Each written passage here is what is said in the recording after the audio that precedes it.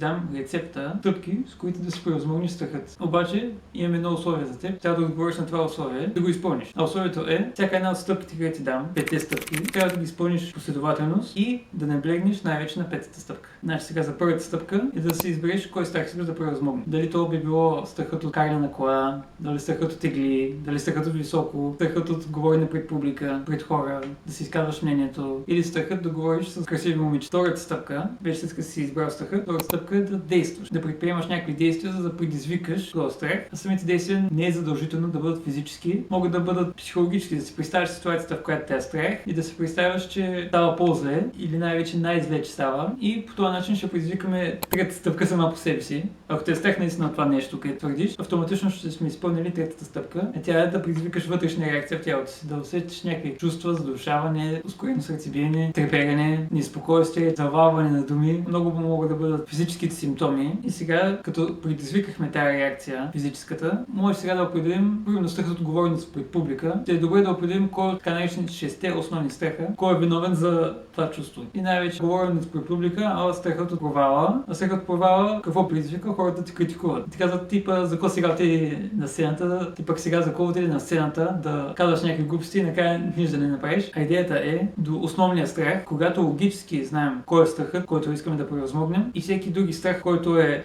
породен от него, страхът от критика, примерно, дали да говориш пред публика, дали да говориш с приятелите си, родителите си честно и да си изказваш мнението, дали страхът от това да си живееш живота както искаш самия ти, а не както другите искат да го живееш. И всеки този страх, ако превъзмогнеш този основен страх, страхът от критика, ти ще бъдеш много по-свободен, не само от това да говориш пред публика, и всички други аспекти, които са зависещи от този страх. Примерно страхът от високо и страхът от тегли. Те пак са предизвикани от страхът от смъртта. Ако паднеш високо, най-вероятно няма да се жив. Пък страхът от тегли, страхът от нараняване, от лошо здраве, страхът от говоренето с момиче и всеки други страх, ти може сам да си го определиш с 2-3 стъпки и стигаш до основния страх, който ще може да превъзмогнеш и който много по-добро ще те освободи. И сега за четвъртата стъпка, която е втората най-основна, е да се предадеш, да се усетиш, да почувстваш този страх напълно, да го приемеш този страх и да се отпуснеш в него. Дали то било страх, дали ядосване, дали ярост, някоя емоция, която не ти е приятна емоцията, не е като щастие, удовлетвореност, спокойствие. Те са приятни емоции, но гадните емоции като злобата, като яростта, като тъгата, тези емоции са неприятни и този съвет да се предадеш на тях е такъв, който е точно обратно на повече скоро, където ти казват, мисля за хубави неща и тези лоши мисли ще изчезнат. Да, може да мислиш за хубави неща, но ако тръгнеш да мислиш прекалено много за хубави неща, те пак лоши, ти не си решил проблемите с тях. Ти просто си ги замаскирал с добри мисли, което е методика, която аз тръгнах доста време да прилагам и усещам, че не решава проблемите напълно. А такива решава ги до голяма степен, само че пак си остава, ако стигнеш до предизвикаш някакво действие, което не си развил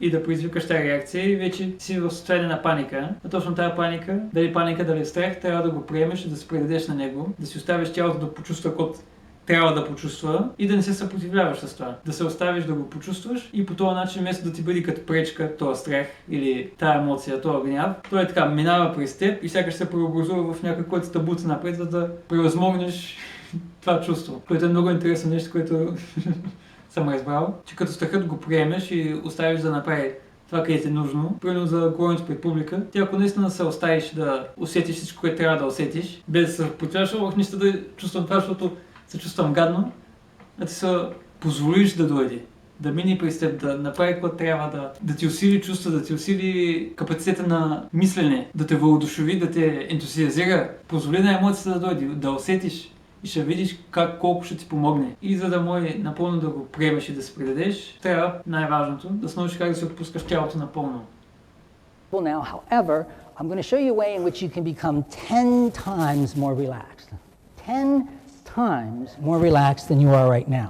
Ето тук, примерно, може да видите хипнозата как става на много добри пациенти, така да го нарича. Как той ги хипнотизира, им дава инструкция да им е напълно отпуснато тялото и те направо падат от седалките и така ви се изхлузват, сякаш са заспали на столовете. И по този начин трябва да се научиш и ти да се отпускаш напълно. И това става с петата стъпка, което е повторението. Ако не го повтаряш това, тези всичките стъпки, и затова викам най-важната е петата стъпка, защото няма само от едно отпускане на ситуацията да си решил проблема. Трябва така да се задълбаеш в някой страх или някакво чувство, което ти е неприятно, да се отпуснеш и да го повториш. Стигнах до тук, че това ниво на страх вече го превъзмогнах Я да се задълбая още по-надълбоко, да видя дали още от този страх, който трябва да превъзмогна, или още от тази ярост, която трябва да пусна, още от това негодование към някой, който го задържам, което пречи и на мене, и на връзката ми с този човек. И до голяма степен това е и прошката. Да спреш да си държиш в себе си някакво гадно чувство заради някой или който някой ти предизвикал, да го пуснеш това чувство, да го усетиш и по този начин ти го изхабяваш това чувство и тази. Единственият начин, по който можеш да държиш някаква емоция гадна, е да държиш в съзнанието си, в сърцето си, без да я пуснеш. А като я пуснеш, тя си върши каквото е нужно и после изхабява това. И значи да преговорим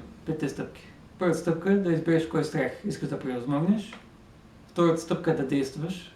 Може да действаш или чрез физически действия да се сложиш в такива ситуации, където има този страх и може да го създадеш в реалността. Дали да говориш пред публика, или да заговаряш с момичета, или да караш кола, да отиваш да ти бият инжекции, или да ти взимат кръв, или да отиваш на Балкан, да гледаш гледки и да бъдеш нависоко. Ако още те е страх от дадени неща, ти съответно ще си предизвикал и третата реакция. И ако нямаш тази реакция, значи нямаш страх от това нещо, така че поне нелогически страх да го нарека. Защото всеки го страх от смъртта малко или много. Вече дали страх е логически съобразен с реалността, това други ще си го кажат, като ти видят каква ти е реакцията. Четвърта стъпка е да пуснеш или да приемеш, или както се вика да се предадеш на чувството, което е много подобно на медитация. И петото е да повториш всичките стъпки. Първа да избереш, втора да действаш, а също действието може да бъде визуализация, да реагираш, да се предадеш, повториш. Тази методика не работи само за страх, работи и за други емоции. Също и работи и за щастие. Ако не си позволяваш да почувстваш щастието, това защото не го приемаш и не дава да ти имаш някаква психическа пречка или някакво условие, където си задава пред себе си,